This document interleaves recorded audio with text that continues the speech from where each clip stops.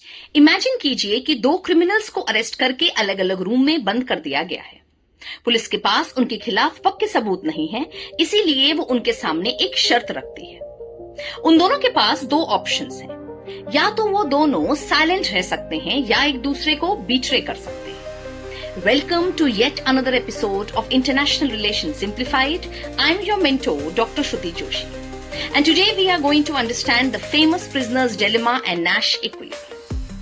आइए इनके सारे पे ऑफ को ध्यान से समझते हैं। अगर दोनों क्रिमिनल्स चुप रहने का डिसीजन लेते हैं तो दोनों को सिर्फ 1 साल की सजा होती है।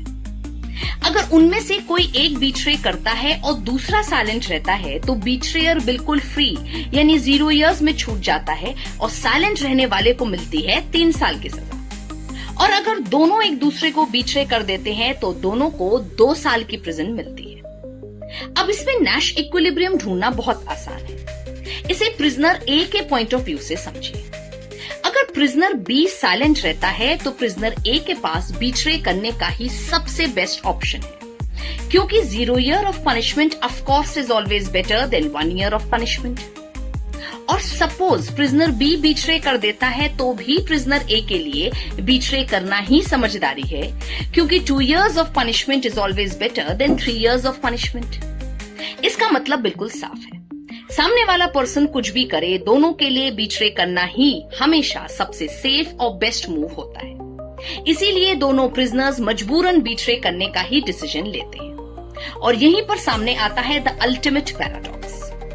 इस गेम का नैश इक्विलिब्रियम ये है कि दोनों प्रिजनर्स एक दूसरे को बीट्रे करते हैं और दोनों को मिलती है 2 साल की सजा। लेकिन जरा सोचिए, अगर दोनों ने आपस में कोऑपरेट करके साइलेंट रहने का डिसीजन लिया होता तो दोनों को सिर्फ 1 साल की सजा मिलती। यही इस प्रिजनर्स डिलेमा का कोर टेक अवे है। रैशनल सेल्फ इंटरेस्ट की वजह से दोनों प्लेयर्स एक ऐसे स्टेबल इक्विलिब्रियम में फंस जाते हैं जो उनके म्यूचुअल कोऑपरेशन के लिए बहुत खतरनाक है। अब इस ब्रिलियंट कॉन्सेप्ट को इंटरनेशनल रिलेशन पे अप्लाई करके देखिए। आज के कॉन्टेम्पररी वर्ल्ड में ये डिलेमा हर जगह दिखाई देता है, चाहे वो अमेरिका और चाइना के बीच में चल रही टेक वॉर हो, सेमीकंडक्टर्स चिप पे बैन हो, या क्लाइमेट चेंज पे, कार्बन एमिशन पे काम करने वाले ग्लोबल ट्रीटीज हो।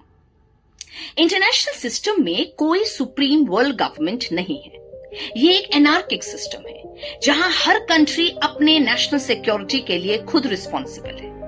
हर कंट्री जानती है कि साथ काम करने में ही भलाई है, लेकिन चीट होने के डर से कोई भी कंट्री पहले कदम उठाने का रिस्क नहीं लेना चाहती। म्यूचुअल मिस्ट्रस्ट और फियर की वजह से ही देश आर्म्स रेस और कॉन्फ्लिक्ट के जाल में फंस चुके हैं।